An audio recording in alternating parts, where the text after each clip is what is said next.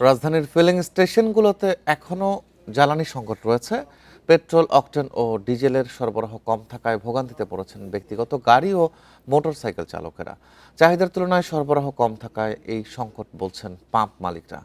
জ্বালানির সংকটে এক পাম্প থেকে আরেক পাম্পে ঘুরছেন চালকেরা, তবুও মিলছে না কাঙ্ক্ষিত পেট্রোল বা ডিজেল। ভুক্তভোগীরা বলছেন এতে করে তাদের ব্যক্তিগত যাতায়াতের পাশাপাশি ব্যাহত হচ্ছে অনেকের দৈনন্দিন কাজকর্ম। সামনে ঈদকে ঘিরে বাড়ি ফেরার প্রস্তুতি চললেও জ্বালানির অভাবে সেই যাত্রা এখন অনিশ্চয়তায় পড়েছে। বিশেষ করে দূরপাল্লায় যাত্রায় যারা ব্যক্তিগত গাড়ি ব্যবহার করেন তারা সবচেয়ে বেশি উদ্বেগে রয়েছেন। আগের মতোই কি? বার্জার ইজি ক্লিন ফ্রেশ, দেয়ালে দাগ থাকবে না, রাখবে সুরভিত। এদিকে ফিলিং স্টেশন কর্তৃপক্ষের দাবি, চাহিদা অনুযায়ী জ্বালানি সরবরাহ নিশ্চিত করতে দ্রুত কার্যকর পদক্ষেপ নেওয়া জরুরি, না হলে ভোগান্তি আরও বাড়বে।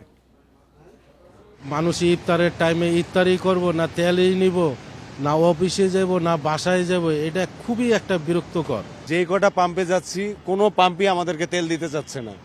তো তেলের সংকট এমনও পর্যায়ে পড়েছে যে আমরা গাড়ি নিয়ে রাস্তাঘাটে বের হতে পারছি না। এই যে এখন বাড়িতে যাব, দেশে যাব, এখন যদি গাড়িতে আমি তেল না ভরতে পারি আমি কিভাবে দেশে যাব?